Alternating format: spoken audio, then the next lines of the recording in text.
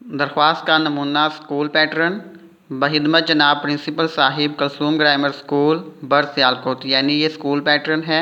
आपने इसी के ऊपर दरख्वास्त लिखनी है। यानी बहिदमत जनाब प्रिंसिपल साहिब, यानी प्रिंसिपल साहिब के नाम दरख्वास्त लिखनी है। कलसूम ग्रामर स्कूल बर्थ सियालकोट जनाब आला। उसके बाद ये सजाब की अलामत है। उसके बाद ये साइड पर लिखा हुआ गुजारिश है। उसके बाद आपने निस मज़मून यानी इसके अंदर अनवान से रिलेटेड मज़मून लिखना है। उसके बाद लास्ट पे ए नवाजिश होगी आपका ताबिया फरमा।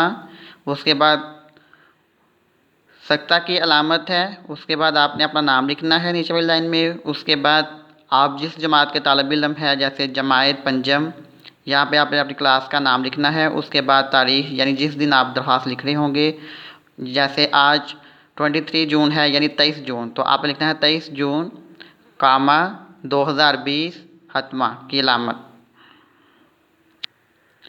इसी तरह आपकी बुक का क्वेश्चन है, ये आपकी होमवर्क शीट है। आपने इसको होमवर्क की सूरत में लिखना भी है और मुझे चेक भी करवाना है, यानी पिक बनाकर मुझे सेंड करना है।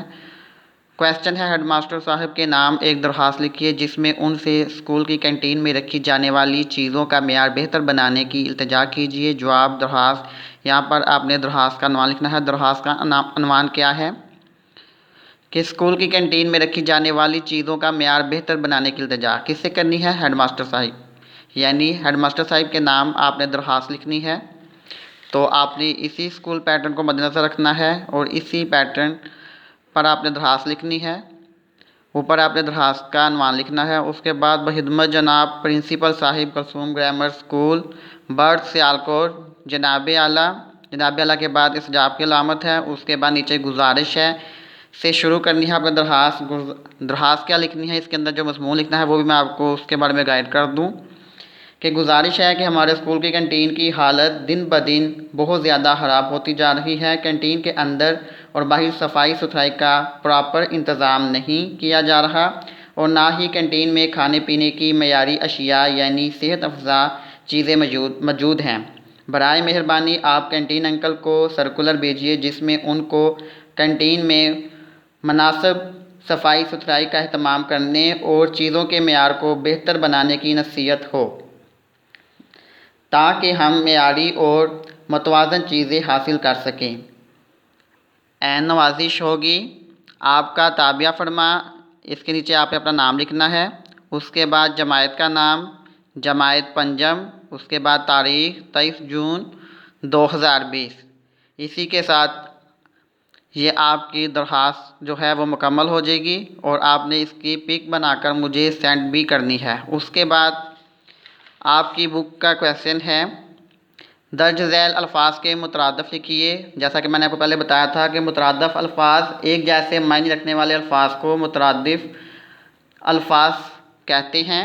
गज़ा, गज़ाक का मुतरादिफ़ खुराक, मुल्क, मुल्क का मुतरादिफ़ कौम, कमर, चाँद, फलक, आसमान, भारी, वज़नी, धोखा, बेईमानी, ज़मीन, धरती। इसके बाद नेक्स्ट क्वेश्चन है, दर्ज झैल अबारत में दुरुस्त अलामत वक़फ़ का इस्तेमाल कीजिए। अलामत वक़फ़ किसे कहते हैं? अलामत वक़फ़ यानी अलामत सख्ता, अलामत हतमा, अलामत इस्तिफ़हाम, अलामत ताज्जुब या निदा, अलामत वावैन। ये आप देख रहे हैं कि अलामत सख्ता कामा, अलामत हतमा छोटी सी लाइन, अलामत इस्तिफ़हाम सवालिया निशान, अलामत ताज्जुब या निदा लाइन लगा के नीचे डॉट है, नुक्ता है, अलामत वावैन यानी स्टार्ट में फ़िक्रे के स्टार्ट पे दो पेश और जब फ़िक्रा ख़त्म हो तो उसके बाद इख्तिताम पर दो उल्टी पेश जो हैं वो वावैन की अलामत है। उसके बाद अलामत तफसीलिया यानी दो डॉट्स, अलामत कोसैन यानी ब्रैकेट और अलामत हुज़्फ़ यानी ये तरतीब से जो हैं वो डॉट्स लगे हुए हैं, ये अलामत वक़फ़ हैं। तो आपने अलामत वक़फ़ का दुरुस्त इस्तेमाल करना है।